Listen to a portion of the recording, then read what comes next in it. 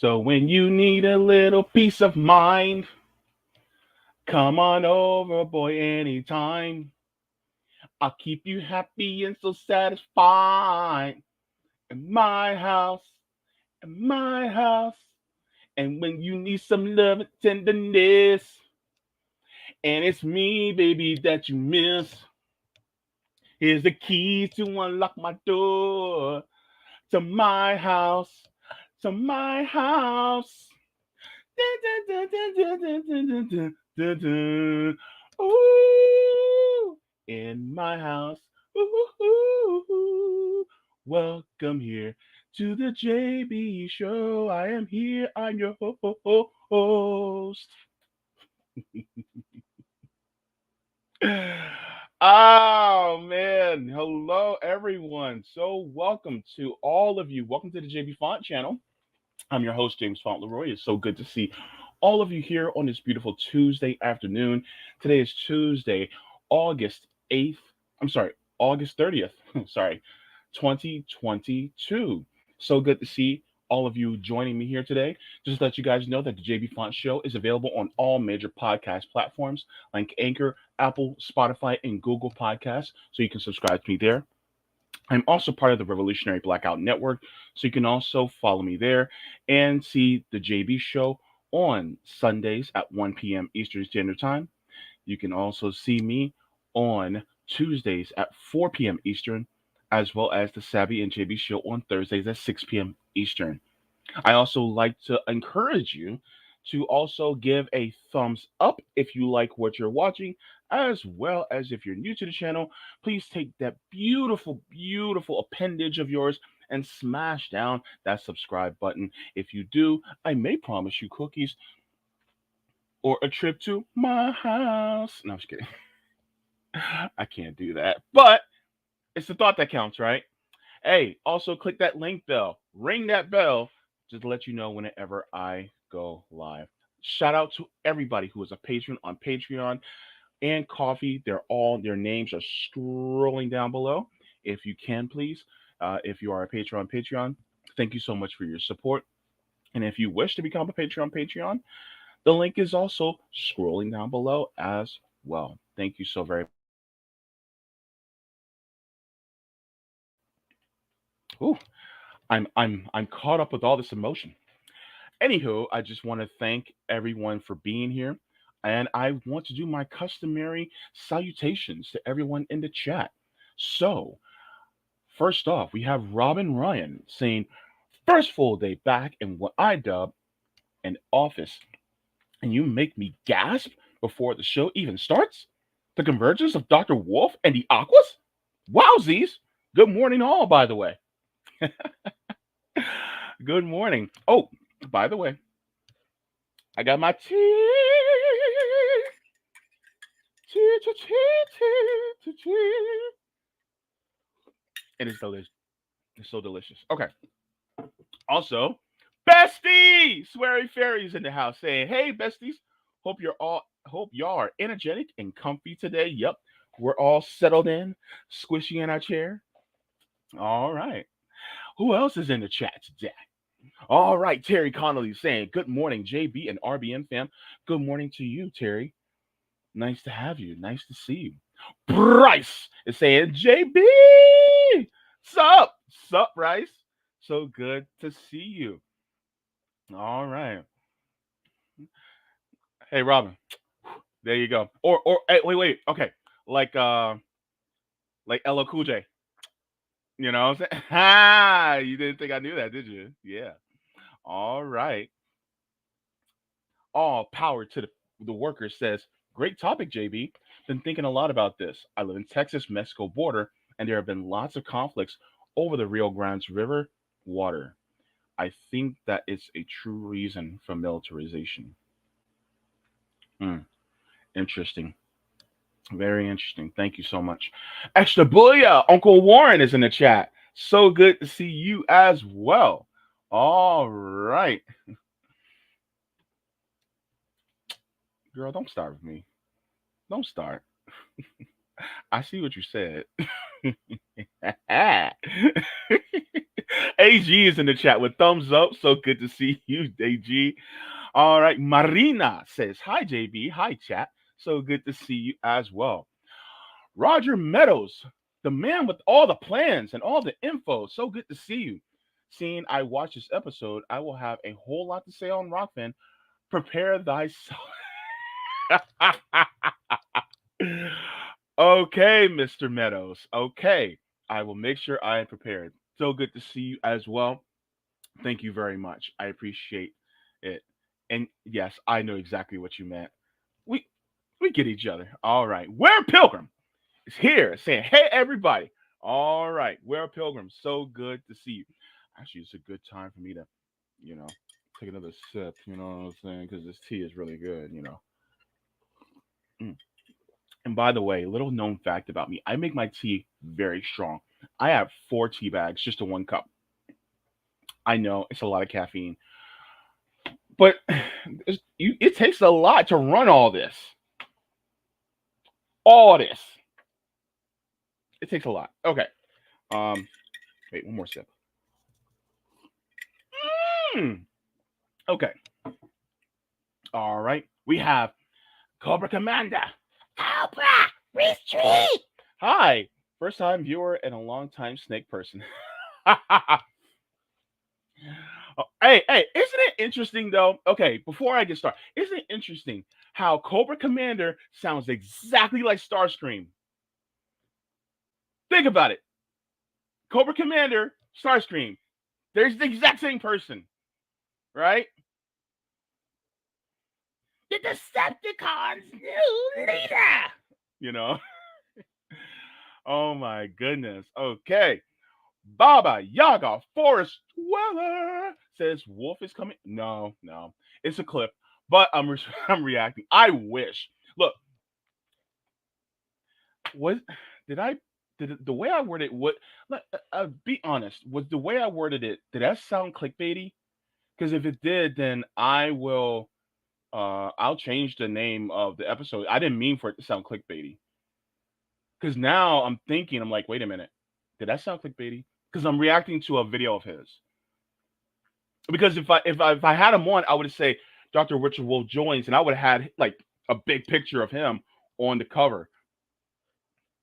Just be honest with me, because if it does sound clickbaity now, I'll change the name. After I'm done with the stream. I just didn't want it to make it sound like that. So yeah. Don't tell people. Wait. You ever watch the Wayans brothers? Shh, don't tell nobody. Um, I was gonna say, damn, JB, you got the wolf.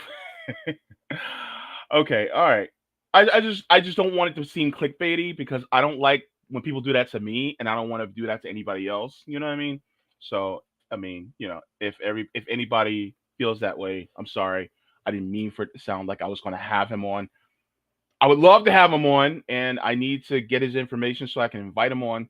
And Dr. Wolf, if you're watching, I value your work, and I value what you have to say about the economy. From a Marxist perspective, I, as a socialist, value it very much. I would love to have you on so we can actually discuss, so we can continue to help educate people on actually what a better system is. And I think from an economist perspective, it's great. And I actually want, please come on my show, Dr. Wolf. Okay, let me not sound too desperate. I would just love to have you on. I also thought for a second, but I realized it was probably a clip. Oh yeah, I may have to. Yeah, I may have to change up the wording a little bit just to make it more less clickbaity. So I'll take care of that. But to while we're talking about Dr. Wolf, he did his economic update, and I try to watch whenever I can, because it's important for us to know what it is, uh, what is really going on, especially when it comes to our perspective on the system. if you get a capitalist economist, this is basically their preferred system, right? And so even if they may have critiques, they don't think of anything else as better, and they don't necessarily see any other system as better because, well, they're conditioned to believe that capitalism is always better until somebody like Richard Wolff comes in and just, you know, breaks down all those arguments. And so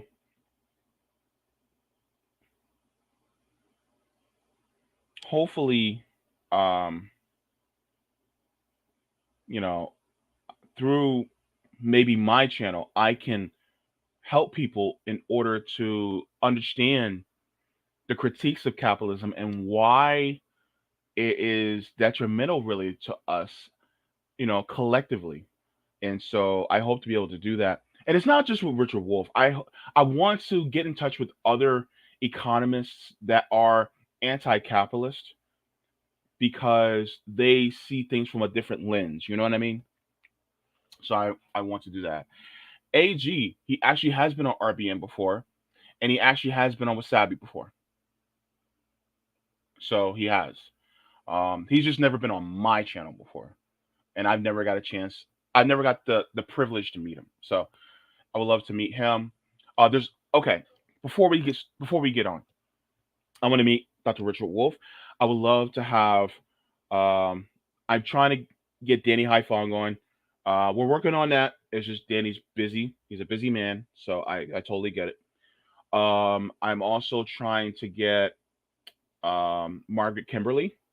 I would love to get Margaret Kimberly on. I would also love to get. Oh my goodness, Cynthia McKinney, Adjumel Baraka. I would love to get him on. Um, I would also. Um, I would love to get some other people on. Um, my brain is blanking on other people who I would love to get on. Just like mention some. Oh, um, Cornell West. I would love to get Cornell West on my channel as well. I've met Cornell West and I was in an interview with him on RBN, but I would love to get him on my channel, to have a conversation too. Um, I would just love to be able to have a discussion with him about the state of the United States and, you know, uh, get his opinions on, the latest news on different things, you know. Um, so yeah. Did I wait? Big Mad Crab. I didn't say hello to you. Hello, Big Mad Crab. Good to see you. I didn't get to say hello, so I want to make sure that I get to you. Good to see you as always. Oh, and Yipper. So good to see you too in the chat. All right, Yipper99. We're gonna party like it's Yipper99. Sorry, I couldn't resist. All right. You see. Okay. Um. Now. Um.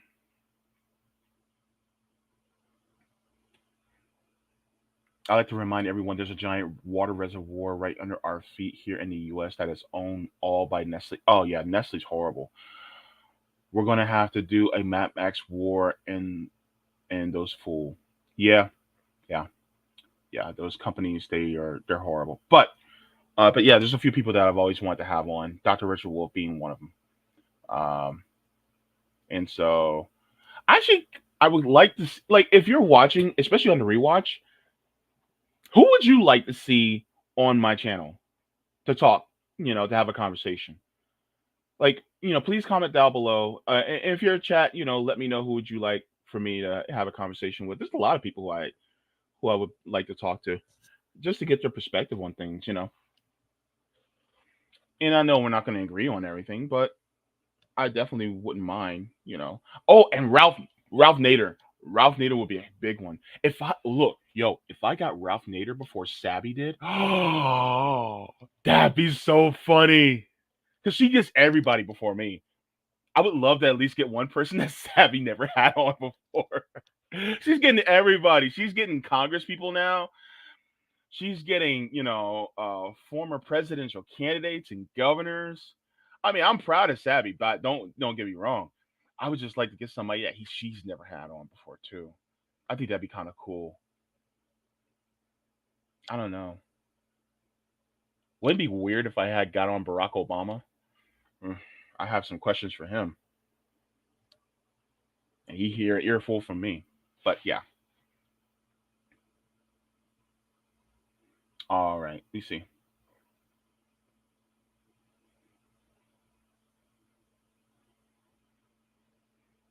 Jackie Lookman from Lookman Nation and the Black Power Media.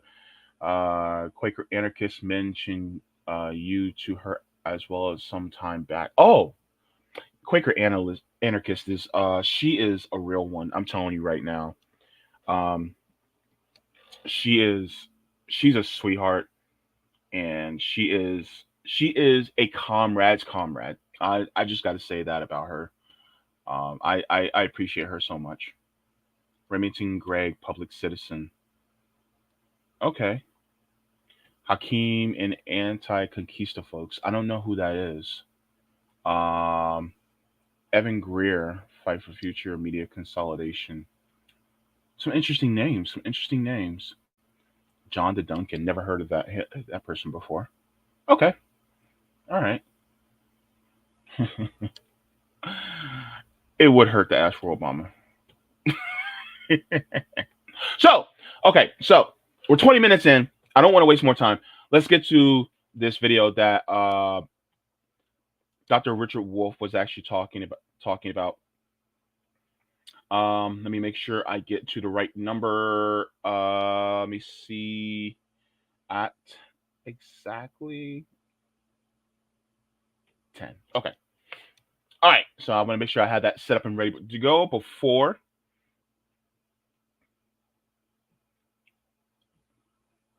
we get this on. And the thing is that this is something that I wanted to react to, and this is it's heartbreaking though. I'm not gonna lie, it breaks my heart, but we have to know this information in order to grow, so that we can also know why we're fighting. The system that we're fighting. So let's go. Because to be honest with you folks, I couldn't quite believe what I saw. 2.2 million Americans, okay, 2.2 million of our fellow citizens now live under conditions in a household without running water. And by the way, my understanding is these numbers don't count the homelessness, because we don't worry about whether they have running water in their home because they don't have a home. We're talking about those with a home that lacks running water. The worst off in this regard are the indigenous Americans, the original ones. On the Navajo Nation, 30% lack running water. That's about 173,000 people. If you're an indigenous citizen of the United States, you are 67 times more likely to be without running water than if you're white. If you're black or brown, you're twice as likely as if you are white. So, for those of you who don't know, the structural inequality comes right down to whether or not you've got a sink, a faucet, a toilet, and all the rest of what running water means.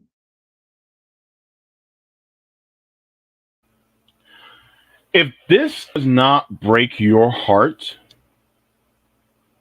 I don't know what will. I don't know what will. The mere fact that you have millions of people, millions of our fellow citizens that do not have running water, Think about that. I really want you like okay, I think pretty much all of us have been through this where you're at home and they may have to work on the water lines so you cannot use the water for a whole day, right? Or even a few hours, right? Do you realize how often we use the water in our homes without even thinking about it? You're using water the moment you wake up. What do you do right when you wake up? You go to the bathroom to what? To pee. You go to the bathroom to pee. And then what do? You flush the toilet. But if you have no water, you can't flush the toilet. Then you have to wash your hands because y'all better wash your hands because if you're not, you a nasty ass. But still, you have to wash your hands, right? With what? With water. What do you do to brush your teeth? Right? By the way, I always eat breakfast first, then brush my teeth because number one, you don't actually want that toothpaste taste when you're eating breakfast. Number two, you're supposed to brush your teeth after every meal, so it'd be more logical to brush your teeth after you eat breakfast. But that goes without saying. Anyway, but you have to brush your teeth, right? You have to wash the dishes. What do you do if you have dirty dishes and you have no clean dishes? Well, you have to wash it with what?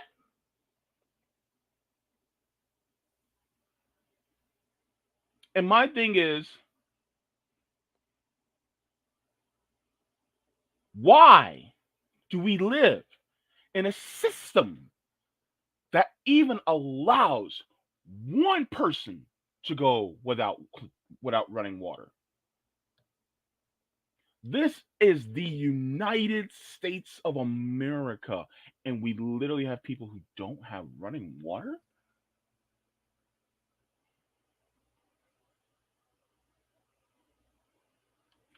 Am I missing something here? Am I missing something here? And please do not come in the chat and be like, well, it's their personal responsibility that they should have running water, blah, blah, blah. If you put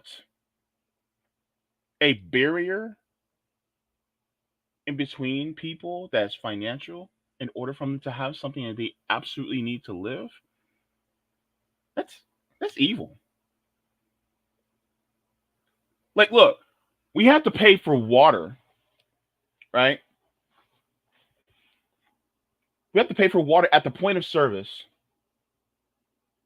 It's funny because we don't have to pay for air at the point of service. Well, knowing these capitalists, they'll probably try to make us pay for air at the point of service too.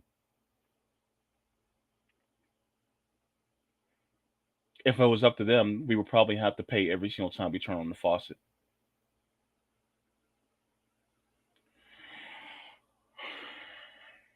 Gosh, this is depressing, but it's necessary for us to know. Let's go. Now, how do the people then survive? I mean, water is something we need. And the answer is they have unregulated wells, springs, livestock troughs. And the problem with the millions who drink from that is that it can pose serious health risks. The water like that isn't treated. One of the things that I want to bring up is that, and people don't really realize this, it is more expensive to be poor than it is to be rich. What do I mean by that? Okay. When you're rich, when you have plenty of money, there are so many preventative things that you can do in order so that you won't end up having to spend more money. For instance, someone who's poor, like myself, we don't have that luxury of always having the money to go, for instance, to see a dentist for regular checkups. Some people may be in between where they make too much to have the adequate social to be under the adequate social programming for them to go to a dentist for free. But then some people may make not enough in order to be able to afford proper dental insurance so that they can use that. And even then, you still have people who are underinsured because they have to pay co-pays, deductibles, and premiums. So they go without getting that dental checkup. And then, hold up, hold up. Let me show you something.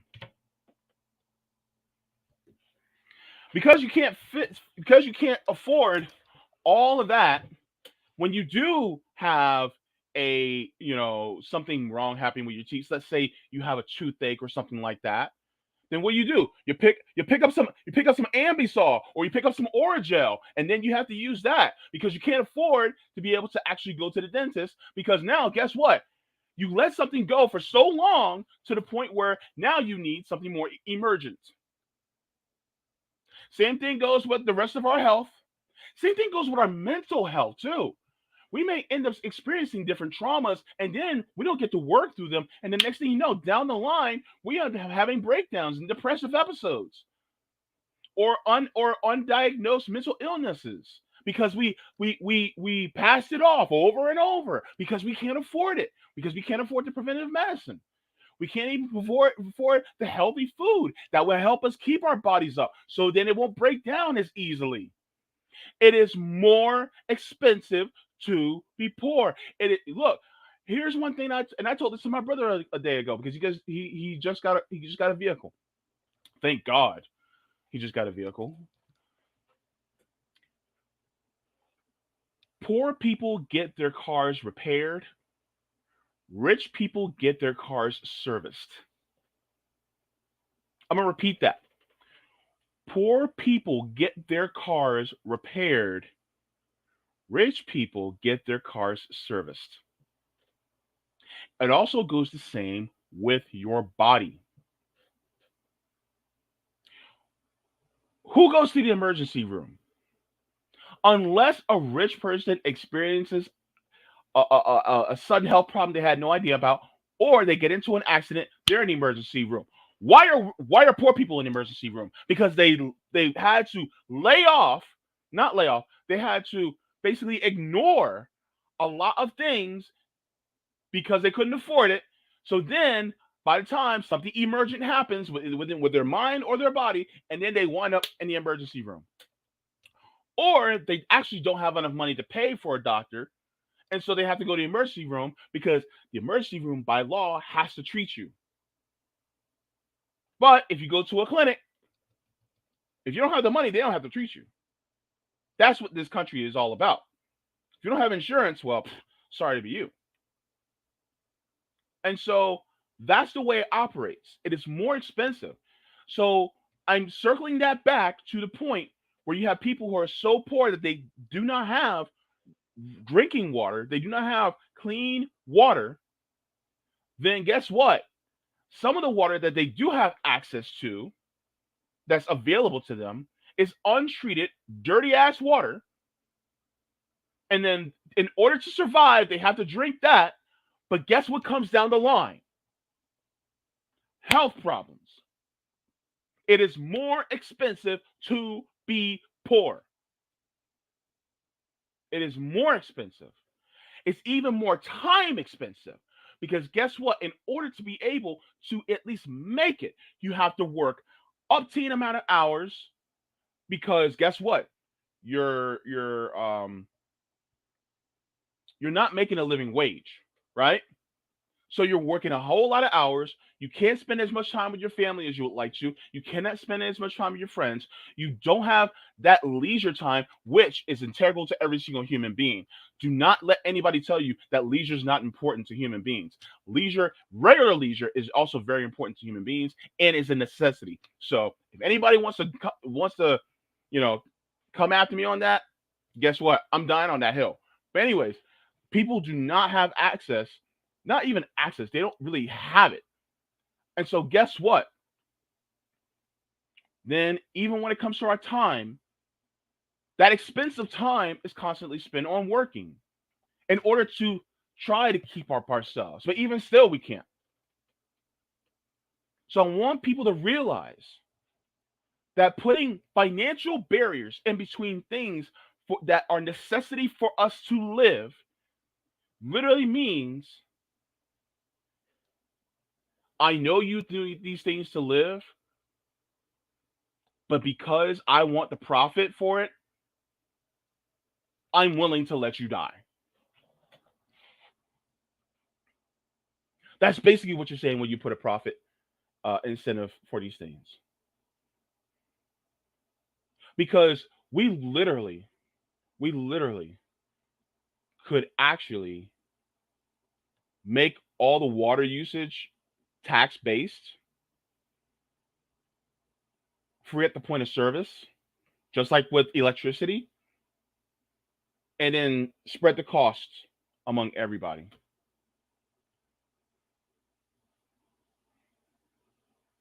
We could.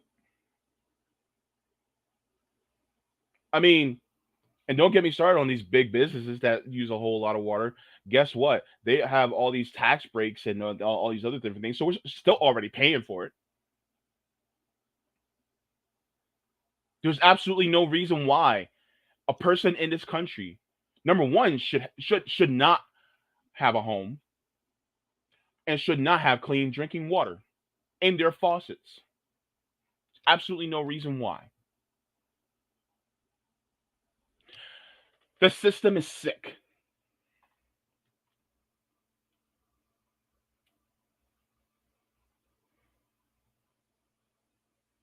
Hang on, before I do that, Marina, damn good point. Nobody, companies should own water.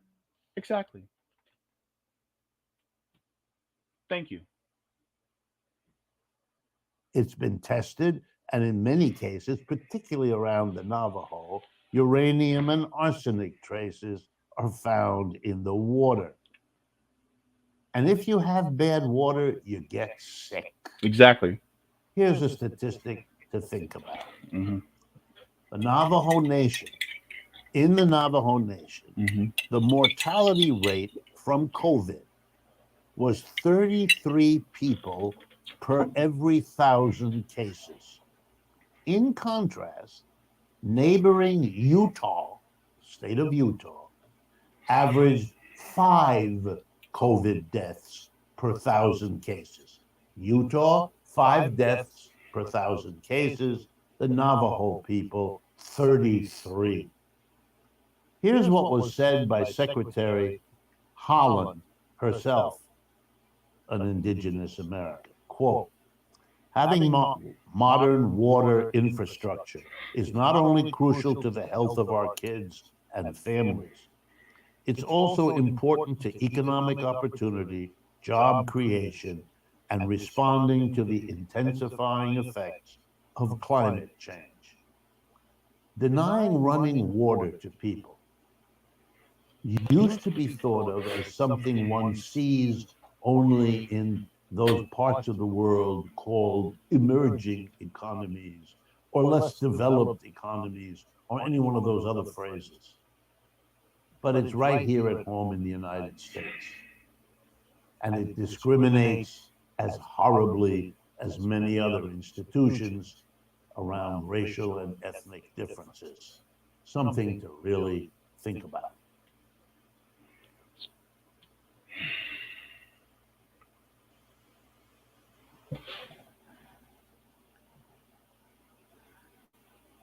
This greatly affects the people of the Navajo Nation. If you noticed in my thumbnail, in the background, there's the Great Seal of the Navajo Nation. I put that there because of this. Our indigenous family, our indigenous family is suffering because of the inequities of this system.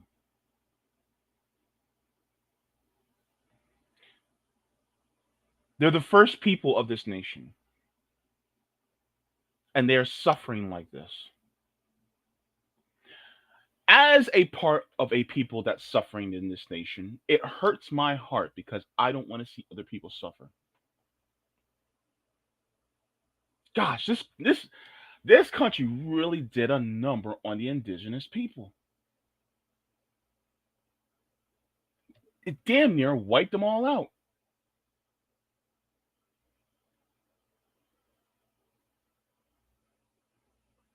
So when it comes to,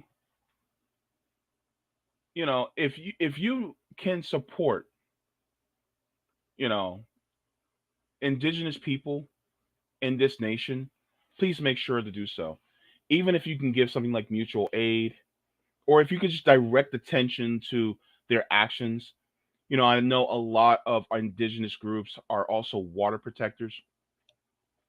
And for that very reason, and this is why they're so crucial when it comes to the fight against these fossil fuel companies, the Line 3 protesters are real true heroes because they're literally trying to protect the cleanliness and the quality of our water so that they and we don't die from drinking the thing that's supposed to sustain us.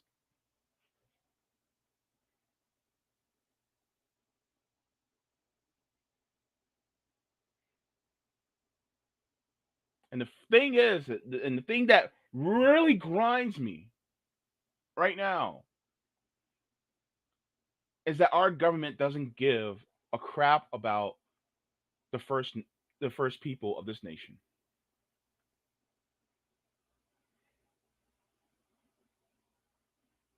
But that's what capitalism does.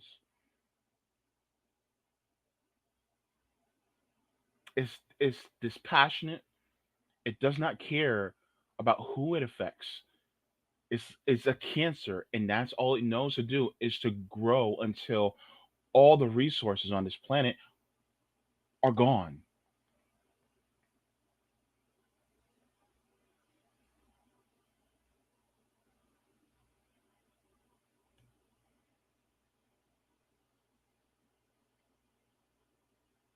You know, it's just, yeah, it's depressing and it breaks my heart. Why do you think I had to start off the stream happy?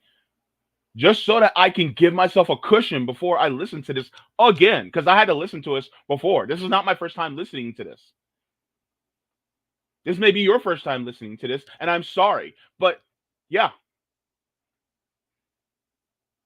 this is what our indigenous people are going through in this country.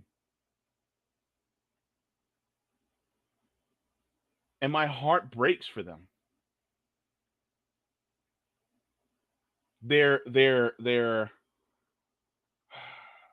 culture, their languages have all been under attack.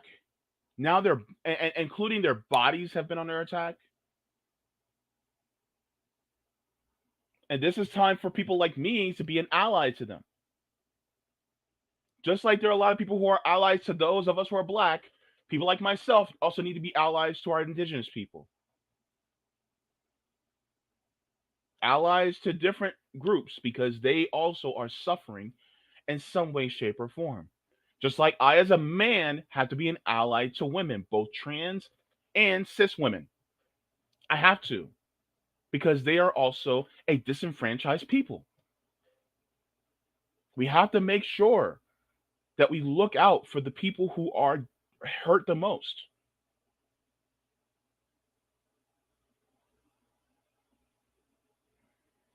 If you're indigenous and you and I feel bad because I should have asked this beforehand, but if you know of any mutual aid groups or foundations that need assistance, at me on Twitter.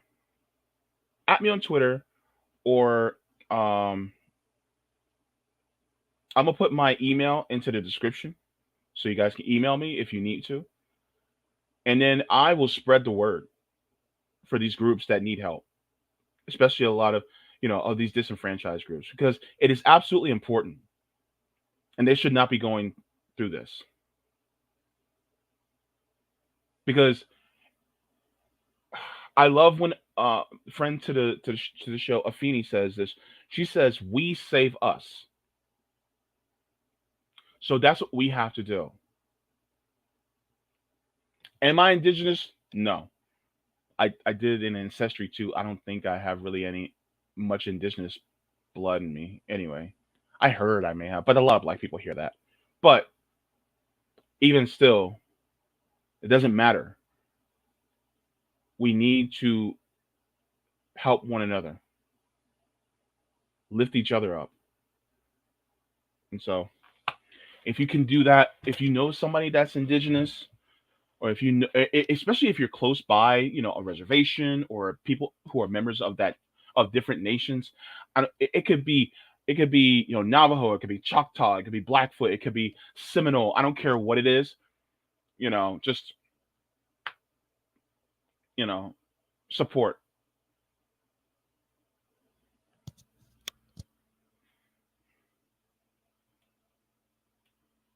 Oh, I have an echo. Do I? I'm sorry if I do.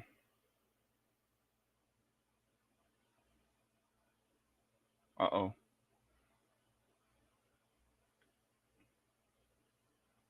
Maybe if I turn it down. How about now? Do you guys still hear an echo? Hang on. Let me stop sharing. Let me know if I still have an echo, okay? Because I don't want you guys to have an uncomfortable experience watching my stream.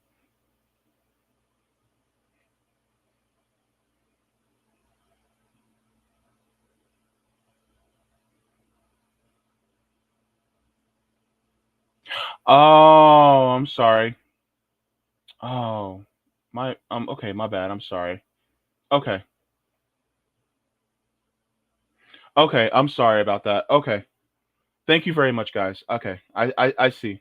Thank you so much. Okay.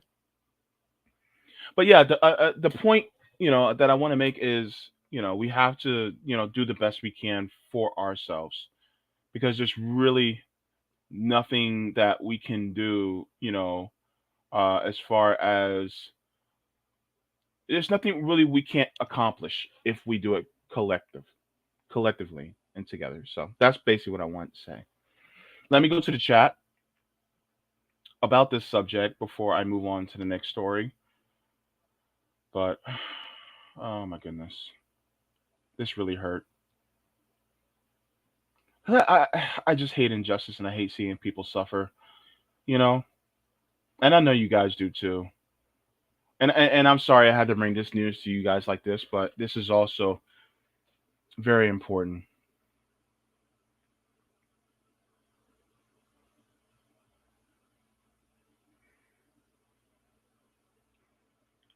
Thank you, Robin. But $110 million a day to Ukraine for war over last year, beginning last August. Yeah, we have homeless people. We have people who don't have running clean running water, and yet we're funding a bunch of Nazis in Ukraine. And yes, there are, yeah, a bunch of them are Nazis, and they literally are openly Nazi there. And yet we're spending billions over there, and yet we still have homelessness. Yet we still have people who don't have clean drinking water. Are you serious right now? This economy is prioritized to war.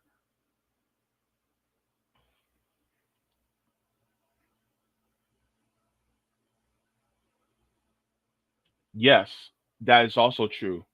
Yipper says in some states you can't collect rainwater. Yeah, it's like, oh, that's illegal. And then you try to ask them why, and they'll be like, well, you can't filter. I'm like, you can't filter it. I'm like, have you tasted the water out the faucet? Have you tasted it? That doesn't taste too filtered to me.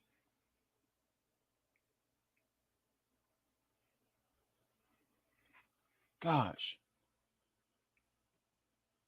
And imagine people who imagine how much water people can save, like if they live in like cold, up north, and it snows like a big snowstorm, and then they had this big vat and they could just fill it up with snow, right? And then it melts into basically rainwater, and you can continuously fill that up, and you have this big reservoir filled with water, you know, even if you don't use it for drinking, you can literally attach a hose to it and use it for your gardens, or, during the dry times or something, you can use it for that. But no, no, it's like, no, we can't, you can't collect the water that falls out the sky.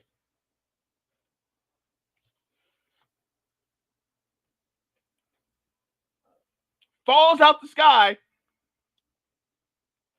That's like cloudy with a chance of meatballs.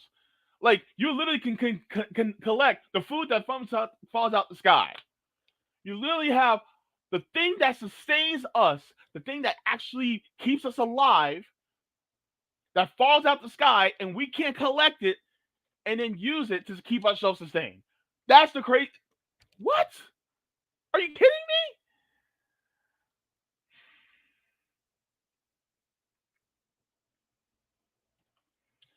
I agree with you, Gore, son of none. I agree with you. Gosh, that's Big Mad Crab says that's true. You earn money when you have money in the bank. You lose money when you don't have enough money in the bank. The system is backwards. Yes. How many of you have to keep a certain amount of money in your savings, or you'll get charged? Like, what is that? Like, what kind of mentality is that? You're charging me for not having money in my savings, and we live in a digital age. So in order to, it's not like you're taking up physical space. So if I don't have any money in my savings, then you're just going to keep charging me. You could just keep it at zero and not charge. It may be a couple of bytes, on a server. That's probably as much space as it takes, and you can have terabytes of that.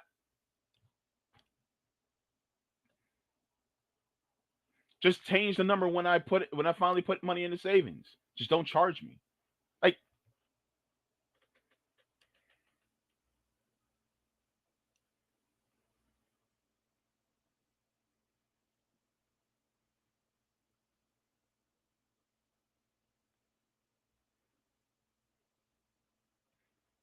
Corporal Commander says, what blows my mind is there's no city in America experimenting with better urban design.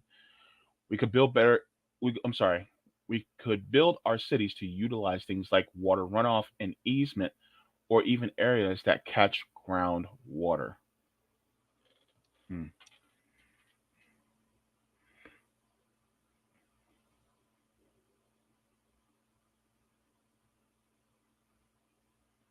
Robin says, absence of potable water makes lots of other nasty things not just possible, but expected. No excuses for this. Will Pilgrim says, I had a water main break in my neighborhood a while back. The city provided a truck with water for the block while things were getting repaired, but it was a rough couple of days. Thank you so much for that. Yes, rich people also have multiple cars. And then once their car reaches a certain amount of miles or a couple of years of age, then they actually, a lot of rich people, they'll just get rid of it and then buy a new one. That's it.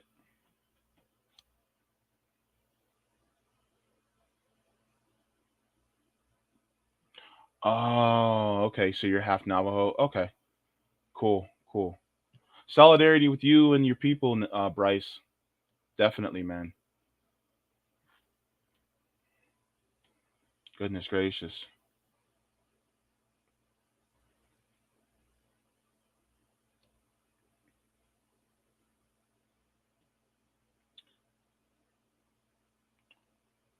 Yeah, Gore 79. Credit scores are only 30 years old. I think credit scores came out in 1988, 89, something like that. Hello, Cameron X. So good to see you. Yes, all power to the workers. Same logic as overdraft fees, a tax on being broke. Like if I didn't have the money in my account, what makes you think that charging me any more money to my account is actually going to make things any better? Because now, not only am I like for instance, let's say I'm $50. I had $50 taken out of my account, and it's now minus $50. So what about making it from $50 to minus $50 to minus $85 is going to make things any better? So now you're charging me that much money to pay somebody that I charge something. I get if it's like a small fee, maybe like an overdraft fee of like $10 or something like that. But does it really take $35? 35?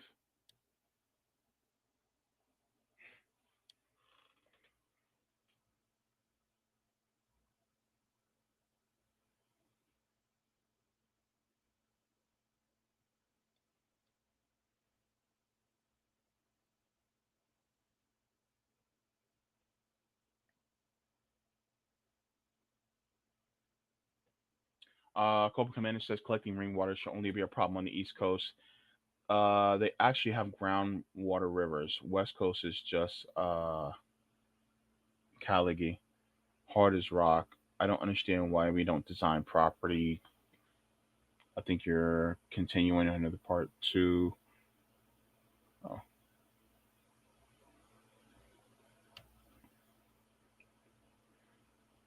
okay.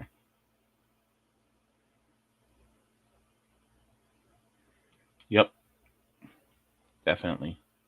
$35 is more than half a day of work if you're making minimum wage. Exactly. Beverly Jensen says village idiots like Bezos, Zuckerberg are building meteor mining companies. Yeah, yeah. They actually won't stop until because the thing is that this capitalist model is actually they're trying to actually expand and go to another planet so that they can continuously deplete that planet of its resources, so that they can make more money. It's how many of you guys, how many of you saw Independence Day?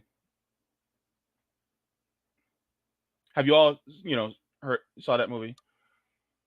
So if you haven't seen it, sorry, spoilers ahead. My apologies. But one of the things that's communicated to the president in the movie, when they were in basically Area 51, and the researchers were operating on the alien, and then he basically communicated to him what they do. As he said, they're like a cancer, moving from planet to planet, depleting it of its resources, and they move on. The aliens are actually people like us in capitalism.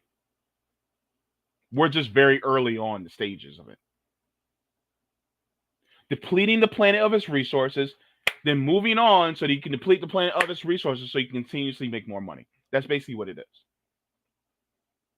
So where do we have our sights on now? Everybody's talking about Mars. Oh, we can go to Mars. Elon Musk is like, yes, Mars. Elon Musk is basically is basically creaming his genes just so he can get to Mars. And they also want to do it to asteroids and mine them and things like that. But why? What for? Don't we have everything we need on this planet already? Well, yeah, we do, but they want to extract all the resources from it. And so if you can no longer extract resources on this planet, then what do? You have to move on. So that's the way it works. Jeff, so good to see you, man. Hey, thanks for tuning in. Nice to have you. Um, Jeff and I, man, what was it like 2 years ago we met in person? Say hello to the wife and kids for me, man.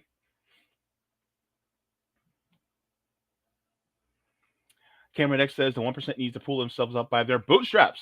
They continue to get rich by taxing and punishing poor working people. Yeah, I'm sick and tired of. Look, I no longer want to pay for your trust fund babies. I don't want to continuously pay for your Gulfstream jets. I don't want to pay for your yachts, and I don't want to pay for your second, third, fourth, and fifth houses. I'm sick and tired of it.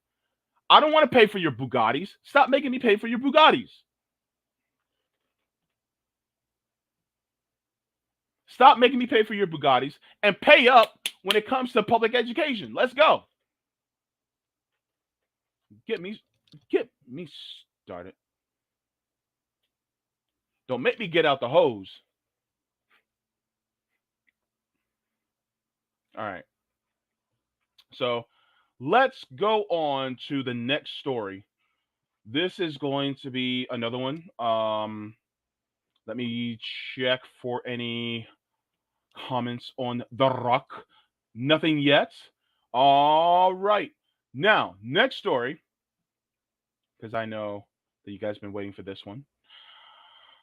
Let's actually, you know what? Let me take this out really quick so that it doesn't take up more of my bandwidth because we don't need that. I'll keep that up there. Okay. Share audio. And all right. So look, my boy Case Study QB is doing the damn thing. Please make sure if you have not subscribed to Case Study QB, please make sure to subscribe because he does some great work of always clipping out these news clips for us.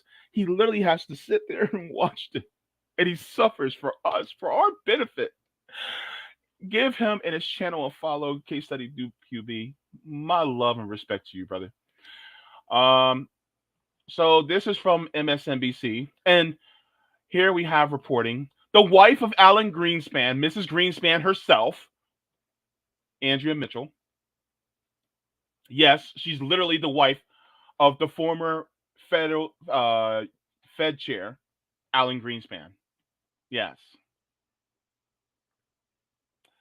And so they're talking about Social Security. Oh boy. Now, as somebody who does receive Social Security benefits, and I have family that does, let hang on, hold up. Let me enlarge myself again before I get into this. Let me tell y'all something, okay? I want y'all to come close, and I want you to listen very closely. And I said this in a tweet, and it got some traction, but I want to make it known on this channel. You who are listening within the sound of my voice or watching my mug on this screen, you're going to face one of two eventualities. It's inevitable. You're either going to become disabled or elderly or both. It's going to happen. And if it didn't happen, then you just did. One of those two things are going to happen to you. They're going to happen to you if they haven't happened already. With that being said, paying attention to Social Security is very important for every single one of you who are listening or watching right now. I am not playing about this.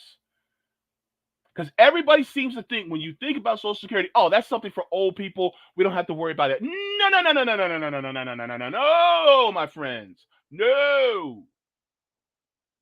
Because let me tell you something right now. I don't care if you're 22 years old, 21. I don't care if you're 37, 38 years old, you're young and spry, you go to the gym, stuff like that. Disability can still happen. And if disability doesn't happen now, you're going to get old. So this means that you must pay attention to things like this. Take it from somebody that is disabled. Are you listening now? Okay. All right. All right. So let's enlarge this back. Take it away, Mrs. Greenspan. The Social Security program in the U.S. is so important to most voters. Some have called it the third rail of American politics, actually for decades. And now some Republican candidates, from Blake Masters in Arizona to Senator Ron Johnson in Wisconsin, are floating ideas for changing the program. And Democrats are hoping they will pay a big political price. This whole idea of privatization goes all the way back, in fact, to the Ronald Reagan years. Joining me now is NBC News senior national political reporter Sahil Kapoor and White House editor for Politico, Sam Stein. So, Sahil, you wrote about how Democrats see this as a big opportunity.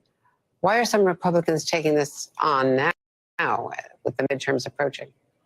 Andrea, there's no master plan coming from the top of the Republican Party here. These ideas have come about organically as many of these Republican candidates campaign on tackling inflation by cutting government spending. And when asked to get specific, many of them invariably mention the need to cut spending on these retirement programs like Social Security and sometimes Medicare, just given how big a part of the federal budget they are. Let's put up a list of some of the prominent Republicans floating this. There's Blake Masters, a Senate nominee in Arizona who recently made waves by calling for privatization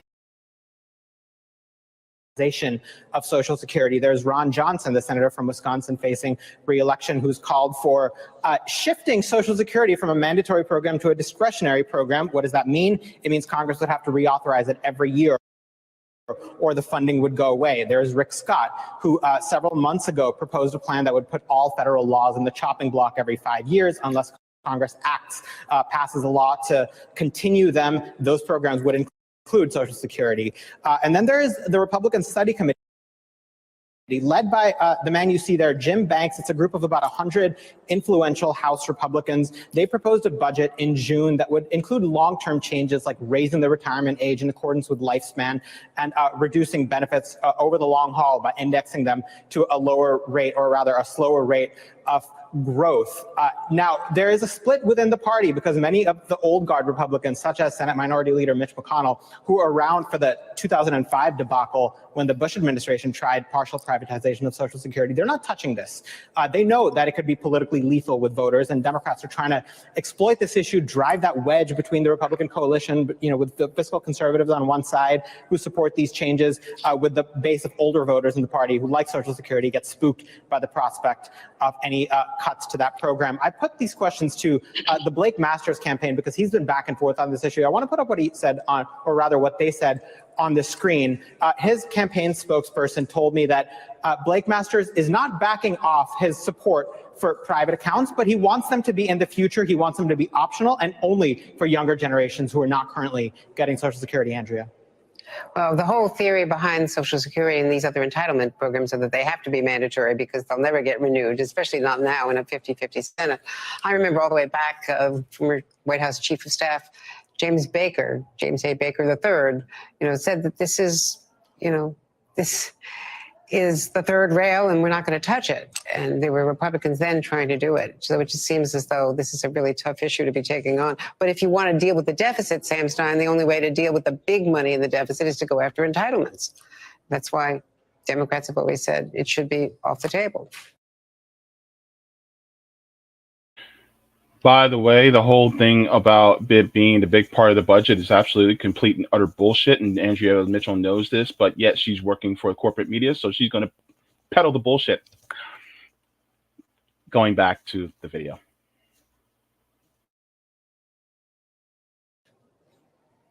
Yeah, I mean, you can solidify Social Security by actually raising the threshold of payroll taxes so more people pay into it. It gets elongated as a program. There's other ways to stabilize these entitlements other than cutting them. And I think, what's interesting here to me, at least, is the politics on the Republican side of things. Look, I mean, Donald Trump is unconventional in a lot of ways. One of the ways he was unconventional was that he was the first Republican presidential candidate in modern times who overtly was aligning himself with these traditional bedrock entitlement programs. He did not want to touch Social Security. He did not want to touch Medicare. He made it very clear that he thought it was a political loser for the Republican Party. In fact, he was hypercritical of Paul Ryan's budget at the time. With him out of the scene, a new generation of Republicans come up. They are maybe less chastened by that possibility.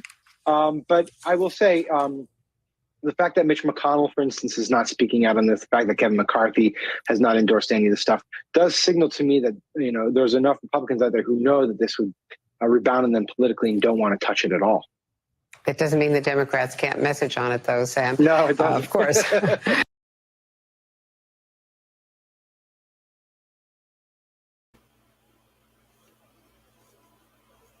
Okay, so they're trying to once again do exactly what Joe Biden wanted to do years ago. Yup. Joe Biden, including, he also wanted to do it too. And don't think he still doesn't want to do it, because guess what? He may still want to do it, but he'll probably act like, oh no, I really don't want to do it, but the Republicans, the Republicans, oh no, the sun is in my eye.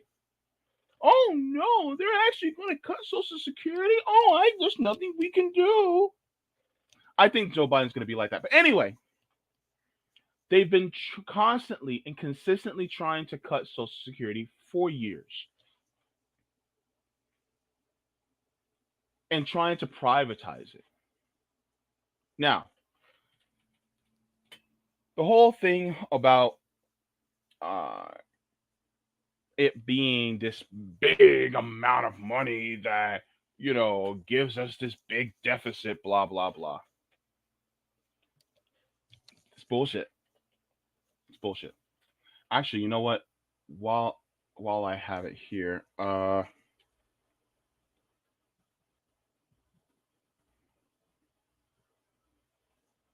let's do this.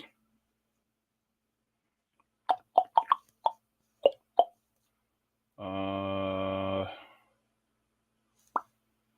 me see.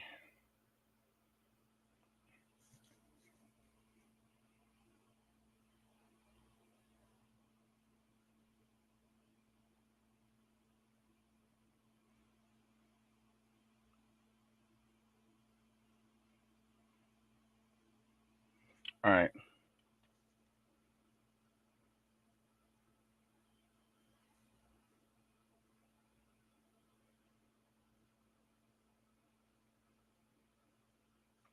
Let's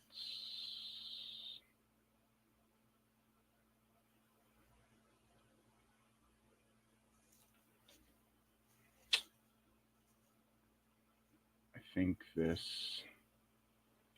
Oh no, that's not the government website. I thought it was a government website. Never mind. Okay.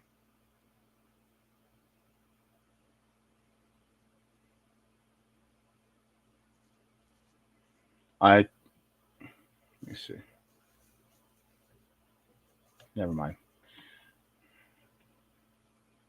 There's typically. Never mind. I'll just go with this.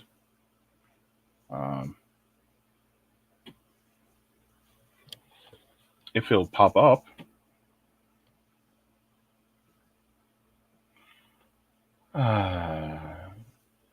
Let me.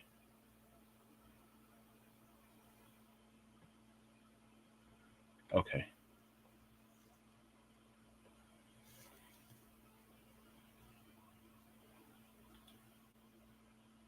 Oh no, that must have been years ago.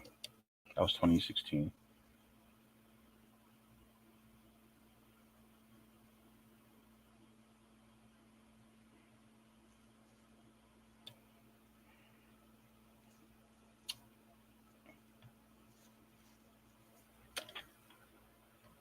Yeah, I'm sorry. I should have brought this up. I was just thinking about it just now. You know how when you think of something and you're just like, oh, well, let me do this, and it happens like just now? I can't stand that. Let me see. Let me at least go to 2020. Yeah, it's not going to happen.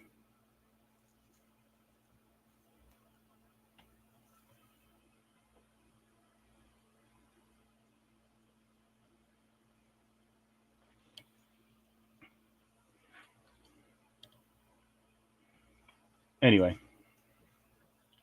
But my thing is even still,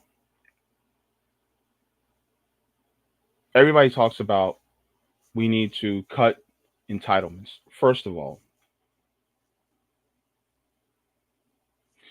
I know a lot of people hate that word entitlements. They're like, you know what? We shouldn't call it entitlements because that's just a dirty word. I don't think so. I don't think so. The fact that they call it entitlements is actually accurate. Is that they made the word entitlements into a bad word. It's just like they did the same thing with things like socialism. Like they made it into a bad word, right? But you literally are entitled to it, right? And a lot of people, particularly a lot of capitalists, don't like it when you actually get money from the government and circumvent them from making profit off of it.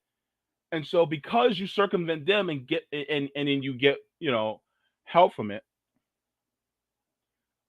Don't Roger Meadows, I'll get your comment on Rockfin in a second. But we may, get money from the government, to help us out. But these capitalists, they don't like that. They hate it. And so they demonize it by saying, well, entitlements is bad when really entitlements aren't bad. And then they'll even call it something like government handouts. And they'll be like, oh, well, you're getting a handout from the government. It's a handout. Let me ask you this, okay? You go to the bank. You go to the bank and you reach the teller. And when you reach the teller, you say, I want to make a withdrawal out the bank. Let's say you want to withdraw $100, right? You withdraw $100 out the bank and you're sitting there, you're counting the 20s, 20, 40, 60, 81. Somebody comes over and goes, you're despicable. Why are you accepting a handout? Does that make sense? Is it a handout when you withdraw the money from your own account in the bank? Is that a handout? If it's our money and we take it out, and if it's given to us, it's appropriated for us, is it a handout? Answer that, please. Is it a handout if it's your money?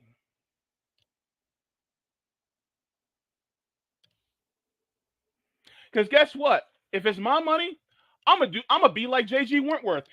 It's my money and I need it now. Guess what? It is not a handout. It is our money. And we are supposed to choose and how we want proportionally that money to go. The crazy part is nobody ever wants to say, oh, well, we're paying for all this military budget. We're doing all these subsidies to these fossil fuel companies. We're doing all these subsidies to these big pharma, even though the research and development for the pharmaceuticals that big pharma likes to sell is actually done in our universities and research done in our colleges and universities. A lot of the things that we have, like for instance, our phones and things like that, a lot of the things that were developed in different parts of this phone were actually developed in colleges and universities in our R&D. And then what happens is these companies will take the patents and they'll make and they'll lock them in, and then they will sell the products and make billions off of it. Just like they did with insulin. Even though the creator of insulin, the person who helped research and create it, sold the patent to the country for $1, saying that it should be for everybody. And what do these private companies do? Well, they keep a hold of it. And they only change one little tweaky thing just to, keep that patent there. And then guess what? They upcharge you hundreds of percent for something that's life sustaining and life saving. And so calling it entitlements is actually an accurate description, but I think we need to take that back. Yes, it's an entitlement. I'm entitled to it. Pay me my money. Right? But here's the thing. When they talk about cutting, they're always talking about, oh, we just can't afford it. How many billions did we send to Ukraine?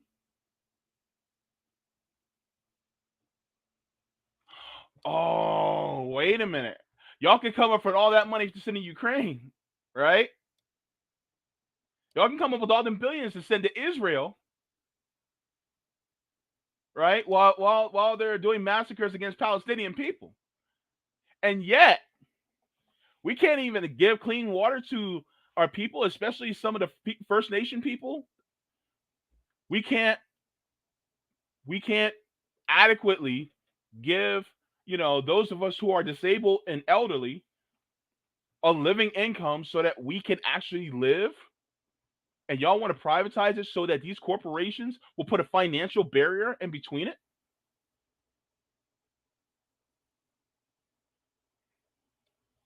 Nah.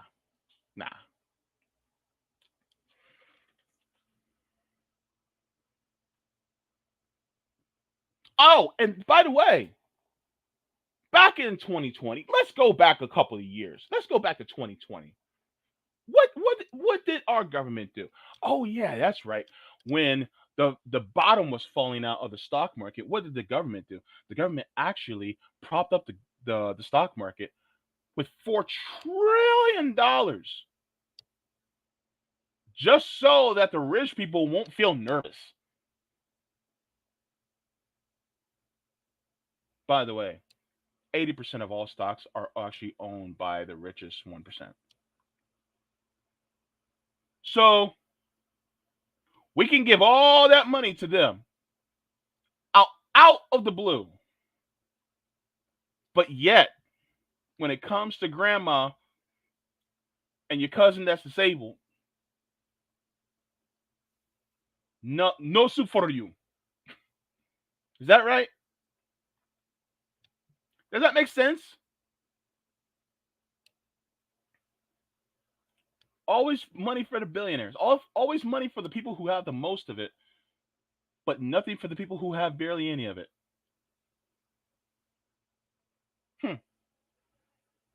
Sounds like our system is messed up.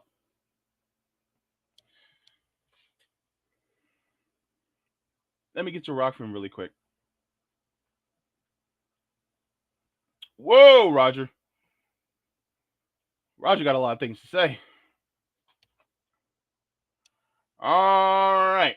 Let me share my screen really quick.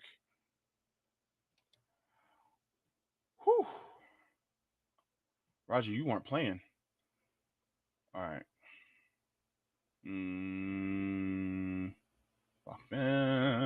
Okay. All right. I should enlarge this. All right. Okay. Thanks for the tip on Rockfin, Roger Meadows. Roger said at mark 1 minute 45 seconds of that same show, when Dr. Wolff spoke about 80,000 New Yorkers and New NYC are homeless, my solution: outlaw private equity from owning houses and residential apartments and apply eminent domain over them until a one-person owner is ready to buy a house or apartments.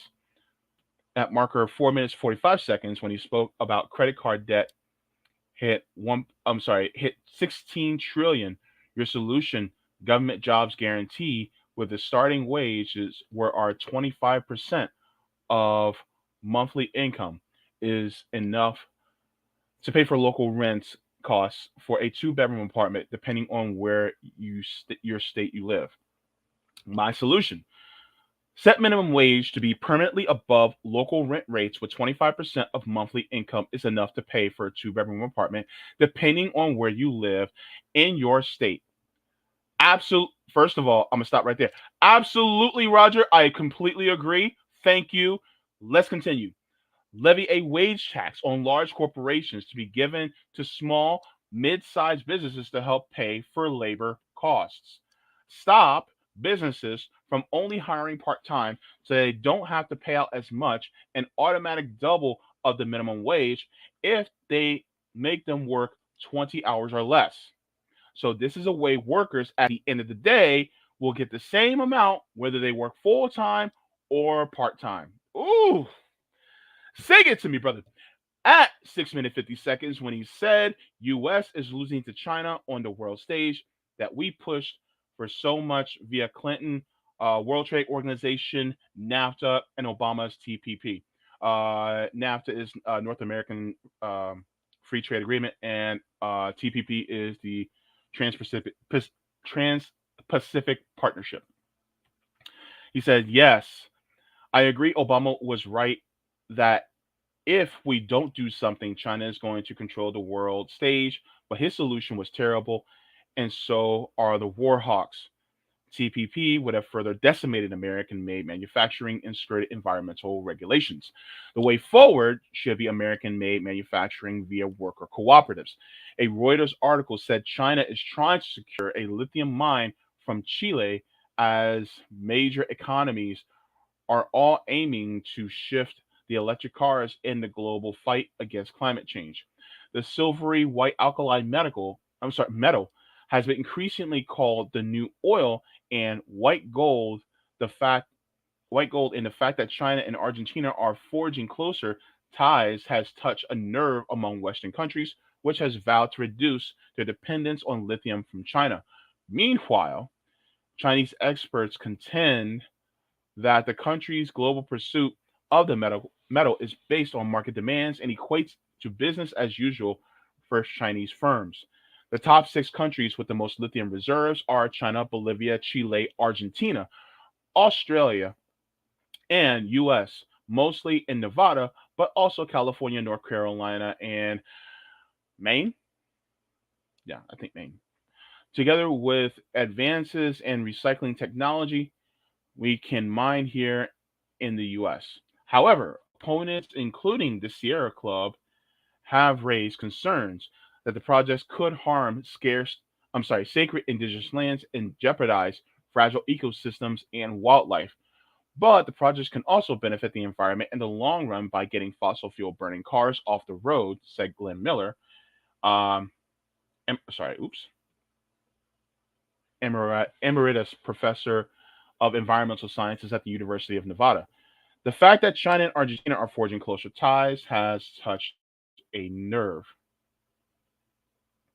among Western countries, which have vowed to reduce their dependence on lithium from China.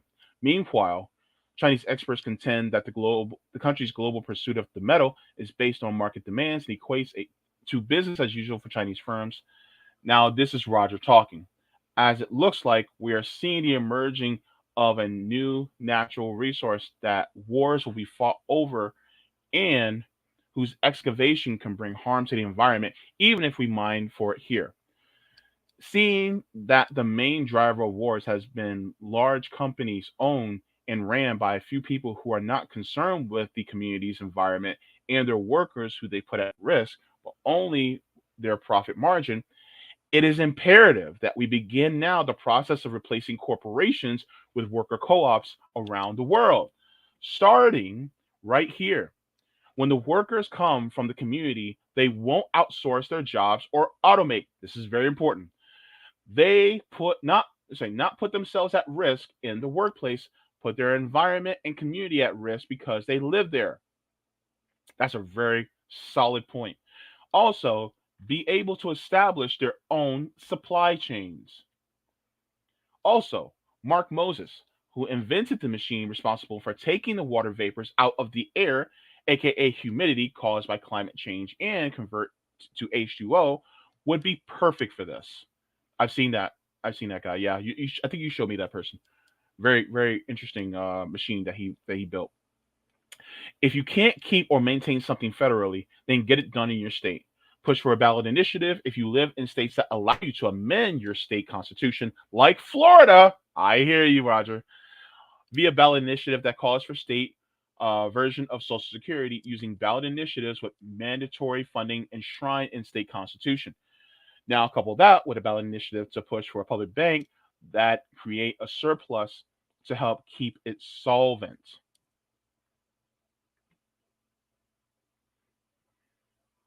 And thank you so much for all that, Roger. That was a lot, but that was also very important. Thank you so very much for all that information. Roger Meadows, once again, with the receipts. Whew. Yeah. So, I appreciate that as well. One of the things that I want to also bring up in regards to this whole thing about Social Security is that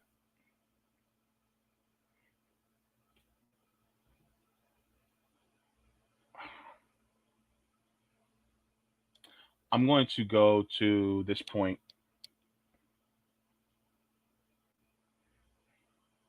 because I think this is also very important.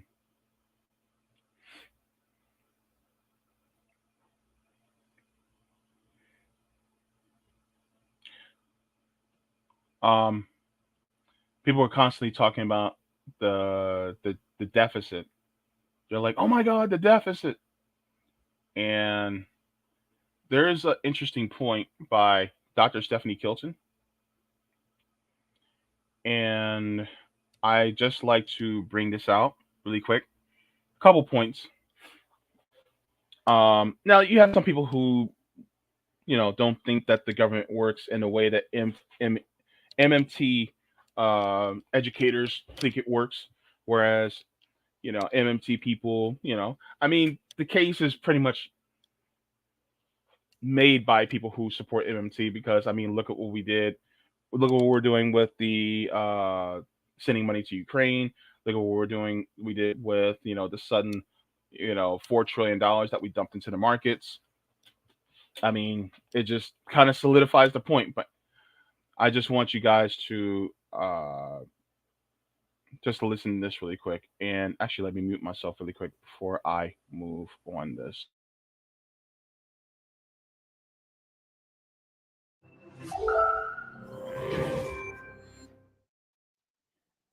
When things break, we have an opportunity. We can pick up the pieces and put them back together the old way, or we can look for better ways to build. COVID broke everything. It put a spotlight on the many deficits in our economy, in employment, education, healthcare, housing, and it showed how inequality made it all worse. Here in the US and around the world, governments did some extraordinary things. They sent money to people directly to help them buy food and pay rent.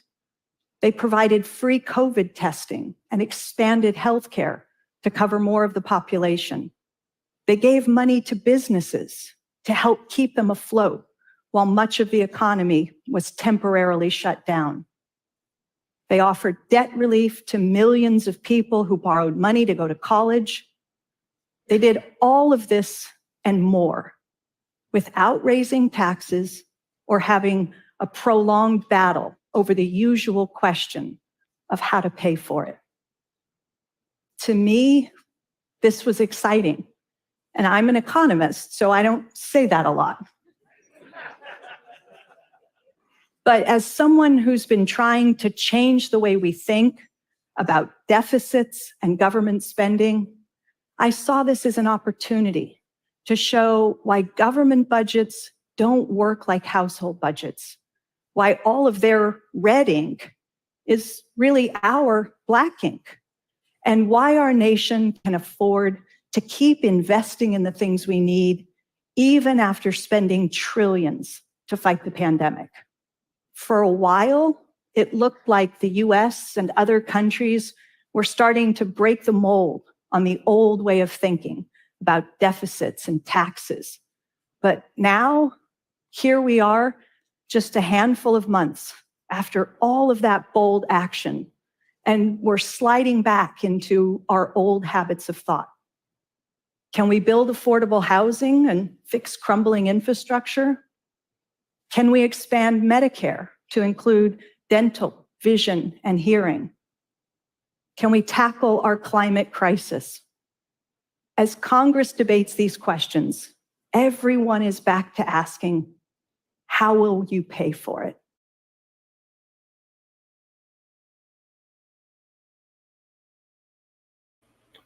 That's the integral question, right? Ultimately, what a lot of these politicians, especially the GOP politicians, are saying, they're like, well, if you have it,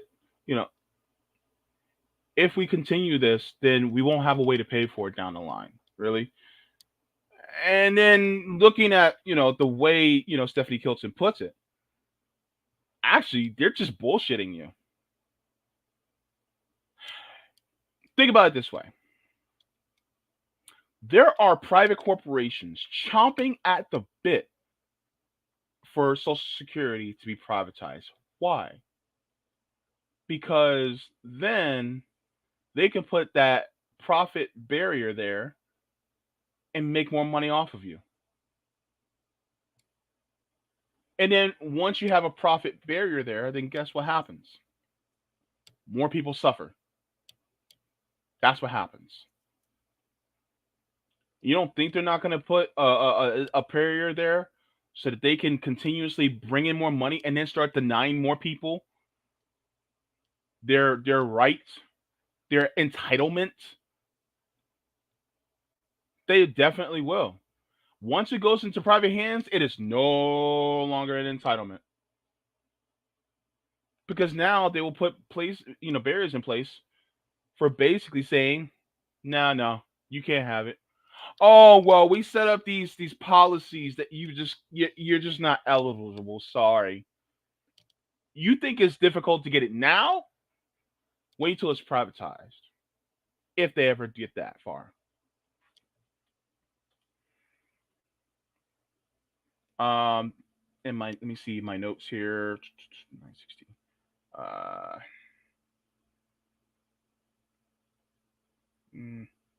This doesn't scroll like YouTube does. Sorry about that.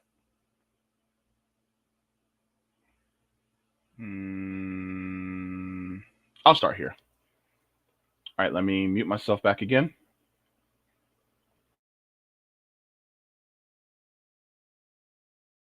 Think about government deficits. Just as a 6 becomes a 9 when we view it from a different angle, a government deficit becomes a financial surplus when we look at it from another perspective. A deficit hawk might look at this picture and see nothing but a sea of worrying red ink. That's not how I look at it. Here's what I see. I see what's happening on the other side of the government's ledger. When the government spends more than it taxes away from us, it makes a financial contribution to some other part of the economy. Now, of course, what one of the foundations of MMT basically states is that you don't run a government the same way you run a household, because a household is a currency user, not a currency issuer, versus a government is actually a currency issuer. And because we are no longer under the gold standard, I think we were taken off the gold standard by Richard Nixon. Now that standard basically no longer exists. So basically, the government really can never go broke because it's not based on a supply of gold to back it. So the government basically issues out and pays out this money, and then it taxes some of it back. So that's actually how the government works. And so it's basically, she likens it to being like a scorekeeper. If the government is the scorekeeper, can you actually run out of points to score? No, you can't. So that being said, then the government actually sends that money out. But that money that's sent out, even though that's considered a deficit in the government, that's considered a surplus in the private sector. And thus, that means there's more money out there. So that's basically what she's talking about. I'm not as rushed up on MMT as a lot of the people. I'm going to try to get some people on. But that basically means that because they are literally the creators of the money, if you create the money, you really can't go broke. So the only thing to really regulate is inflation. You can't go broke. So when you have these, especially these capitalists that are like, oh my God, the government's going to go broke, that's like treating it like it's a household or a state. A state is also a currency user because they actually get their currency from the federal government. A household gets our currency basically from the federal government by means of working our jobs from that money. And the jobs get the money, from banks. So that being said, then guess what? We can go broke, states can go broke, but the federal government, it can't. You just can't. So with that being said, and then as far as taxation is concerned, one of the things that I didn't hear her mention in this, but taxation is also very important, especially for people who are wealthy, because people having an excess amount of money, so much so to move governments, it's an extremely dangerous thing that means you can actually will the government to do whatever you want to do just by having billions of dollars. With that being said, then that means that it no longer is one person, one vote. It's the person who has the most dollars can determine what the government does. And so that's what makes it dangerous. This is why taxing the shit out of billionaires is actually a good thing, because it takes that amount of power and it diminishes it back down to one person, one vote. That's why taxation is also very important. It's one of the reasons why. Okay, so uh, let me continue.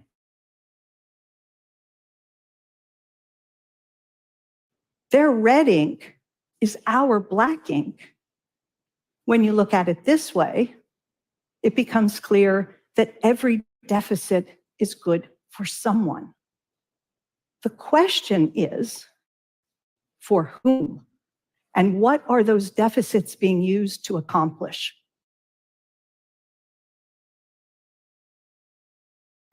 And that's the question. That's the question.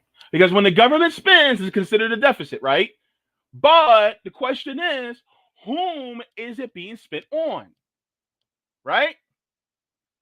And the thing is, if it's being spent on infrastructure, healthcare, education, if it's being spent in a larger quantity on these things, right? If it's being spent, if deficits are being spent on, for instance, creating a more green infrastructure for our planet, because deficits to me, from a federal perspective, deficits, I think of what is called investments. That's basically what it is. So, what is the country investing in? By the way, let's make one thing clear. When we say that the government has a national debt of these trillions of dollars, that is just the amount of money that the government literally has in money that's out in circulation in the private sector. That's basically all it is. The government can't go broke. So the government really doesn't have debt like you and I. It just means it printed or made that much money and it put it out there. So now those trillions of dollars are circulating in our country and around the world, right? And then it's creating goods, services, jobs, things like that. And then the government can tax it back, right? In order to regulate inflation. And also, if they did what they were supposed to do, it would also keep the power of these oligarchs and billionaires from becoming too much, so that then they can control the government even more, even though they already control the government, which is one of the reasons why we got to get rid of capitalism. But that being said, what is it used for? Who's getting all that money? What is all that deficit spending going towards? Is it going towards Honeywell? Northrop Grumman? Is it going towards Boeing? Is it going to Lockheed Martin? Because guess what? It seems that that's what all that money's going towards. And yet, when we talk about things for us that would actually benefit us, oh, we can't do it. We can't do it. But the moment they need more money in the Department of Defense, they give it like it is a favorite child. Oh, you need this much money? You need 800 billion. Let's give you $30 billion more than what you asked for. It's okay. Boop, I love you. That's what it is. That's exactly what it is. They will literally throw money at the Department of Defense. Go, hey, you need more money? Here you go. Oh, you asked for more? Okay, let me take it more out of my pockets. But then let us, the people, actually come for. Do you think we can get some money for education? Can you at least cancel $10,000 of student loan debt? Or no, can you cancel 50,000 of student loan debt? No, we can't do that. Well, no. You can't have all that money. No, you can't do it. Um, can we expand Social Security for the people who are disabled and retired because they're literally living in poverty? No. We can't do that with entitlements. No. There's too much. Can we improve Medicare to give us, dental, vision, and hearing and long-term care and expand it maybe at least, to the age 50? No. We can't do that. It's too much money. That's gonna cost $50 billion. Then here comes the military industrial complex. Hey, Dad, I need $100 million. Oh man, 100 million? Here's 150 million. And then they look at us and go, "What are you standing there looking at for? Go back there and die." Basically. And so it's about it's about priorities. The priorities of our government is really just supplying the death machine, right? Instead of supplying a machine that can help, create more life, then guess what? Like, no, you can't do that. But death machines, right? The F-15s and the aircraft carriers and the Javelin missiles. Oh yeah. Spend as much as you possibly need. Yeah. But if it's something life saving, Defense Production Act for ventilators. No, we can't do that. No, we or even if they do it, they do it so reluctantly that it's like they're tight fisted and you can barely open. You need the jaws of life to open it up. It's crazy.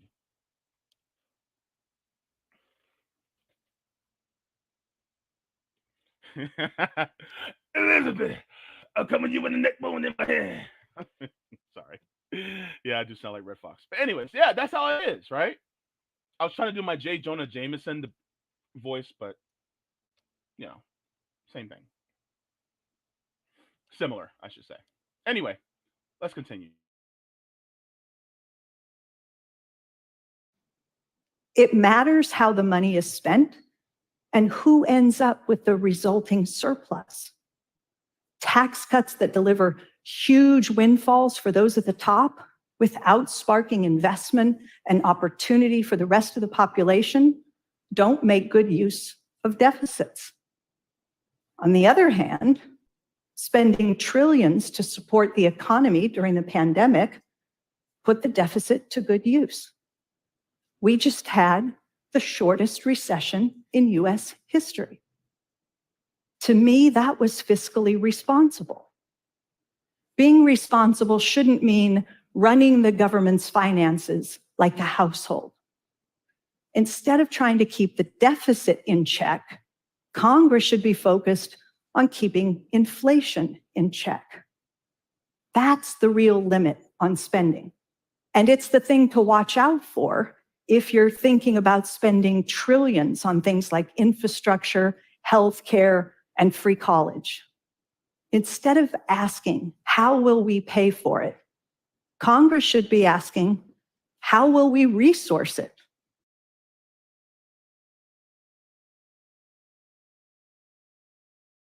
And that's basically the point. But the thing is, they don't want to pay for it. Because guess what? If you uplift everybody, right, then that means there's less money for whom? If the money starts to go towards the people collectively, who's that less money for? The rich, the people at the top. They don't want it to go to us. They want it to go to them because they're greedy. because they think that it's better in their hands, when in reality, it's been better in our hands the entire time. So, yeah,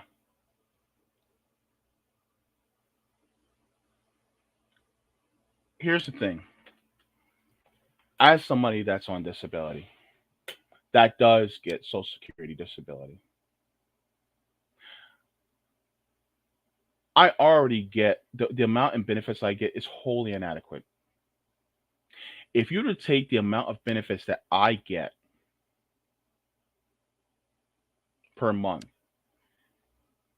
and break it down to what it would be per hour for a 40-hour work week, it would be less than $9 an hour. A couple weeks back, I did a show talking about housing. And if I remember correctly, you need to make around 26, I think 26 to $27 an hour in order to afford a two-bedroom apartment in Florida.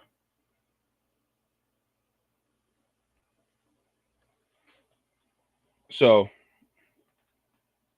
under $9 an hour, right? You need about $26 an hour in order to survive. How does that make sense? Never mind the fact that those of us who are on Social Security disability, we're not automatically enrolled into something like Section 8 or any other type of housing program. We're not automatically enrolled. And then on top of it, even just getting in is a task and a half. Talk to anybody who's on Social Security or on disability. Ask them how they're doing financially when it comes to what they get, especially when they don't have anything else coming in. Ask them. We're not okay. And so when you have people like these austerity loving hawks, I'm gonna be as I'm not gonna cuss because I'm trying to make my language more, I'm trying to make my videos more accessible to everybody because I don't want to, limit, if somebody wants to hear it around their kids or not, because that's important. These hawks,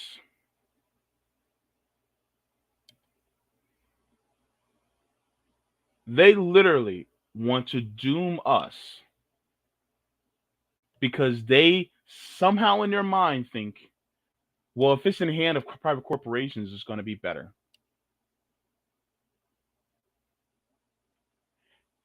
And so, first of all, just politically speaking, trying to cut Social Security or privatize it is a political nightmare. You want to know why?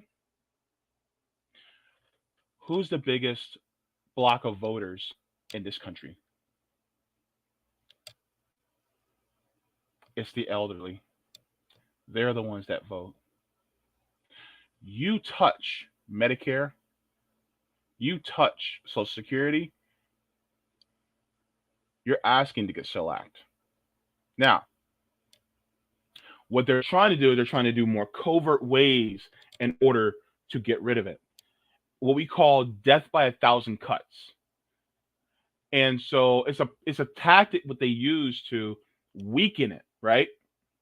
So instead of just, you know, like say for instance, you're trying to slow this big animal that's called Social Security down, instead of just trying to take a hammer and bludgeon it to death, which would make everybody, go, "Oh my God, what are you doing?" What they're doing is they're taking a little box cutter, stabbing it here, stabbing it there. They cut it here, cut it there, and they cut it so many different times, and it slows down even more, slows down even more. Then it slows down. You start to see it crawling. It's not running as fast as it used to. It's not operating as good as it used to. And then guess what? Then that's when they say, it's not working that good. We told you that if the government gets a hold of it, it's not going to work. It's just not. So guess what they do? Then they make the case, well, it'll be better in the private sector. Let's privatize it. It'll work so much better. And then once you privatize, then guess what? Then they start to make even further cuts. Then they start to kick people off or deny people, and they start racking up that money from the government, and they start making more money off of it. And guess what? Next thing you start seeing the death of a lot more older people and a lot more disabled people because they just can't live. That's how they're doing it. That's how it's been done. And so, this is the plan that they're trying to do. And I'm going to be honest with you. The Democrats, they stand idly by when these things happen. They pretty much do. You may have one or two that'll go, oh no, we can't do that. We can't allow that to happen. But they're in line with big business too. So yeah. But yeah, so that's the news that has been going on. Man, I'm running late. I got to get to RBN. But yeah, so that's basically is what's going on with the that's what's going on with them. So let me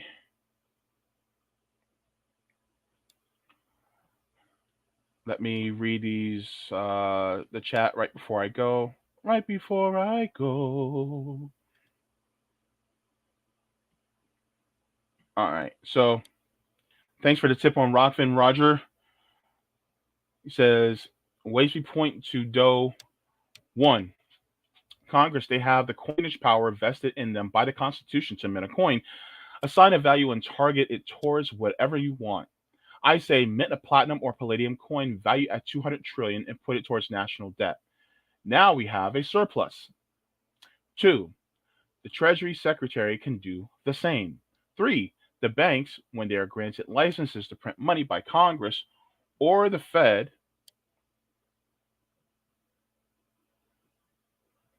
take in deposits, mark them up, and issue outlines of credit.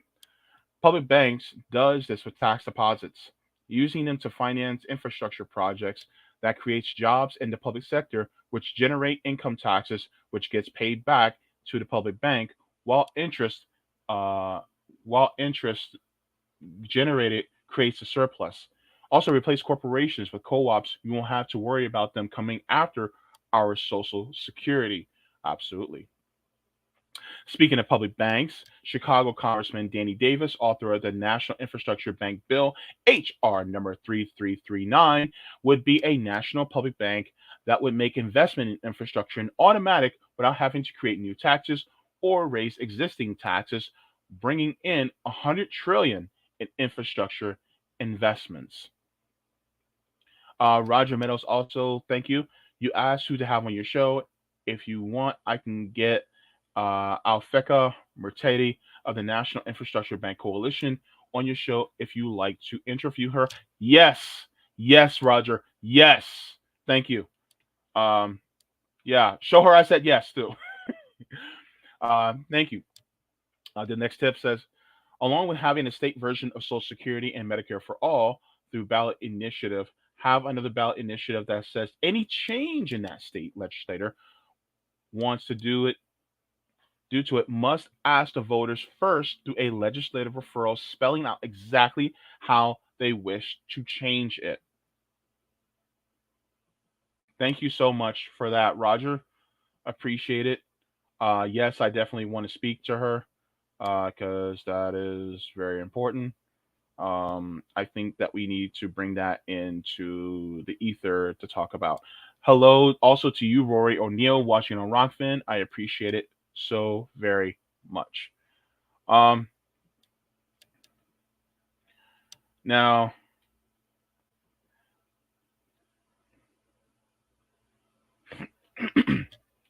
let me do one more chat. Mary Paquette says, why can't more of us understand that privatizing Social Security will mean that corporations will not only need money to run Social Security, but also will be taking a cut for profit? Yeah, thank you so very much for that. Um, and I have to get going. So good to see everybody in here. VS Adams says, same with underfunded public schools failing if they bring in charter schools as a solution. Yeah. So basically, that's what is going on. And so they're trying to privatize it, and it's horrible. Um, so yeah, and that's one of the things I think that we need to focus in on. Um, so yeah, I'm running very late. I think RBN should be starting in about a minute or so. Go over to RBN. I'm gonna be on RBN Live. I'll be talking about some subject there. But I hope that you guys enjoyed this stream. If you guys have not, please make sure to like the stream and also click the link bell. If you're not subscribed, why not? Please make sure to subscribe.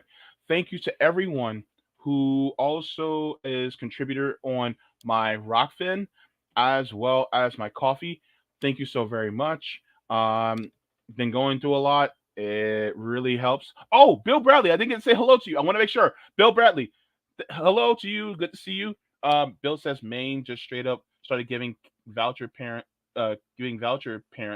can use to give public money to send their kids to private school directly. Oh gosh, we should just fund public education. But yeah, and Miss Alita, thank you so much. I see you. I've been seeing you. Thank you so much. Great points, by the way, in the chat. So, also be sure later this week I'll be doing Blood in My Eye and reading Dirty Truth by Michael Parenti. I'm trying to hurry up and get out of here. Wait. I'm going to be having on my friend Michelle. We're going to be talking about being disabled in this space. She's going to be on next week, so I can't wait to have her on. And also, not this Thursday, but the next Thursday, I'm also going to be having a special guest. This person's actually a presidential candidate. And no, they're not part of the duopoly. So that's going to be a fun episode. So that's going to be great. So thank you so very much. Support all the people, especially who are disenfranchised that you know of. Start thinking about the First Nation people, our indigenous population, and continuously support anybody who you know is disenfranchised. And also, if you can do a little bit of mutual aid for anybody that you can, please make sure to do so because we save us, not these yahoos that are running our government, but on behalf of the elite. I don't even call them elites because they're horrible, but you know. Um, so I just want to make sure I did that. So thank you so much. Absolutely, Cobra Commander. Cobra. Okay. Anyway, I gotta get going. All right. VS Adams. Shabbat shalom. Shalom. All right. I'll see you. Gotta go. All right. Look, water your plants, water yourselves, leave the world better than you found it. Forehead kisses and smoke them if you got them, everybody. I love you. Woo! All right. Woo! In my house. Woo! In my house.